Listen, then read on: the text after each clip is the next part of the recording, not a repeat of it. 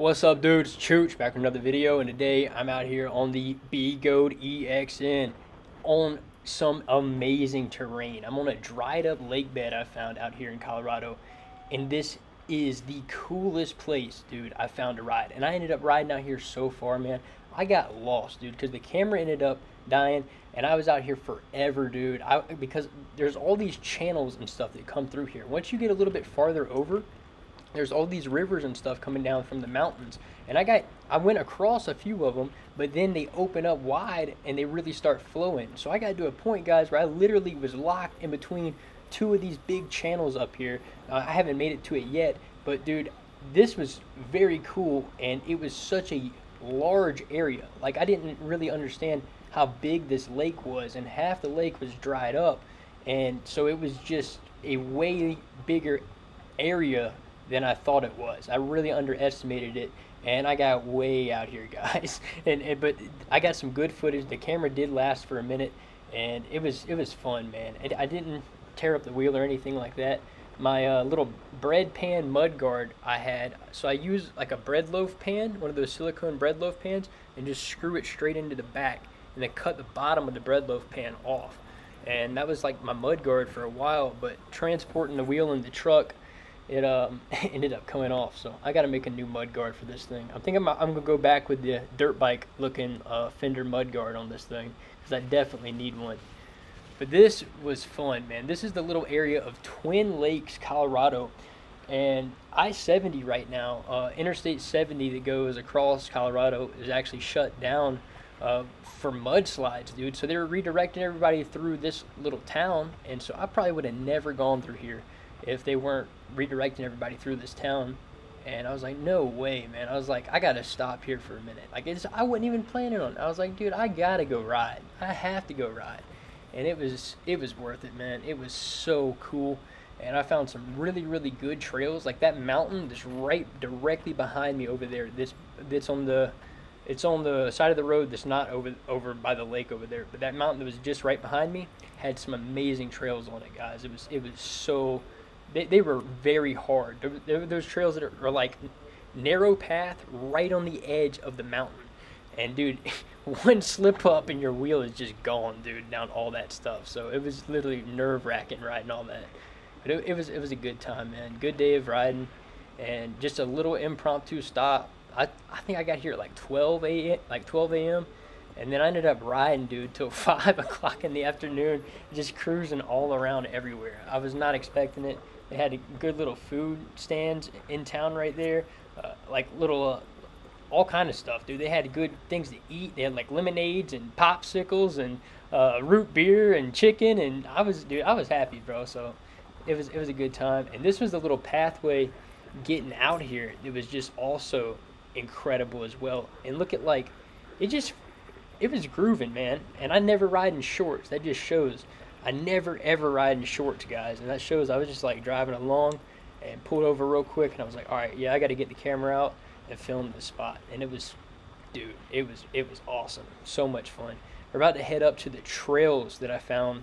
And then if you notice on the trails when we get up there, you can see this lake in the background of it, and you can see the mountain behind me, because I want you to get a reference of how steep the side of that mountain is, because we were really riding on some like goat trail type stuff, guys. It is crazy how narrow those trails were.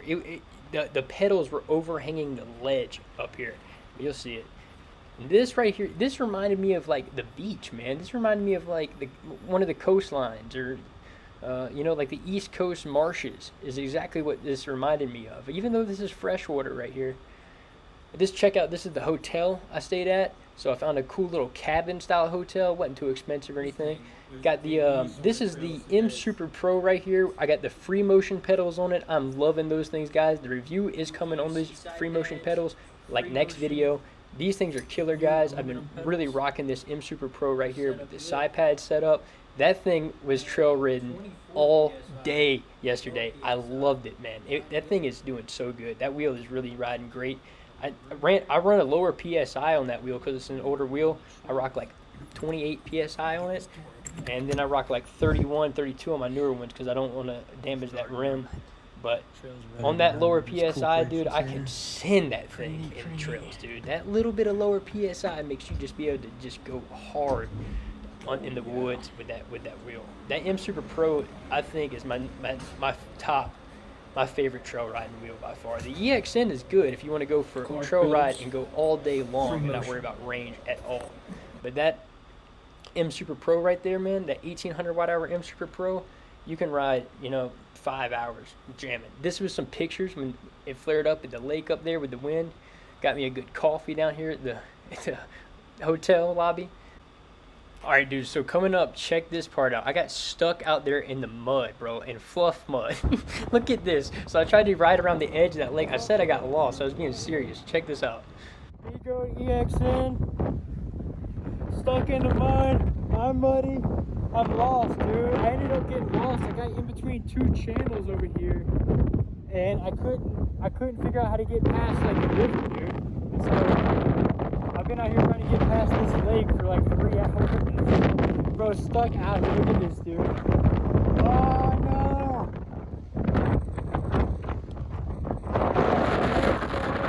I wasn't even planning on going on a long ride. 4 hour ride. Yeah, so the EXN, dude, that waterproofing job that I did a while back, I still have not opened this wheel at all since then. Straight up, I have not opened it at all since then. I don't know what it looks like on the inside. I have no clue, but it is making zero noises. The marine grease is held up. It's rocking. It's great, dudes. So this is the mountain I was telling you behind that lake that I actually meandered my way up onto, guys. And I I had no clue or no plan or anything. I literally just went down trails and just kind of scouted, and it was bad, dude. Most of the time, honestly, like if I'm going to a new place and I see like a trail or anything like that, and I'm just riding, I'm in the moment, dude, and I'm just feeling it, and I'm just cruising. I feel like I got enough battery. I'll just ignore the header of the trail that says how long the trail is, dude, and I'll just go. And it's all an adventure, man, and just go. Look at this right here. Check this out. Look at this creek crossing, dude. Oh, it was. Dude, I almost had it. I almost had it. That is so much harder than it looks right there, guys. Like even racing enduro, like motorcycles back in the day, like I saw that right there, and I was like, I gotta go for it, dude. Like I have to at least try it. If I tried it again, dude, I could definitely get it. I just have to hit it with the right technique and go wider on it and not hit that little hiccup right there and carry some more momentum, But that's easily doable on one of these machines right here, which is incredible, man. Like I think that's awesome that these things have progressed to that point where you can just send a creek crossing, like if you're like on an enduro bike or something like that. And that was just rider error, man. If I did it 2 more times, I'd definitely be able to do that. Get it this trail through here was very unique. This is not like a trail that I've rode much in the past. This was one that you could tell just was extremely angled down because of the way it is on the mountain. And you're riding a ledge pretty much the whole time. Everything you got to be really, really careful about, guys, because you don't want to stumble. And it's easily one little stumble, and you see like, unless one of those logs catches your wheel, it's gone down that thing. And the leash system that some people use, I think that's golden, for some like this type of ride. If you want to put that leash on, I would not put like some people use like an elastic leash. If I'm talking about, you put it on like a belt type system, and so if you go down, in theory, your wheel wouldn't roll down that hill back there. Like it wouldn't go just taking off down the side of the hill, because like a bike just has more area to it. It'll get hung up in a tree and just kind of flop over eventually and not really destroy it. So this is just got that mass kind of packed in there, So if it just goes tumbling, it's just gonna tumble. Like this thing will go all the way down the side of that mountain down there. So that's actually, I don't think there's a brand of those specifically that you can buy like an EUC leash or anything. I think people are just making them like with like an elastic bungee cord or something like that. And check out this coming up right here.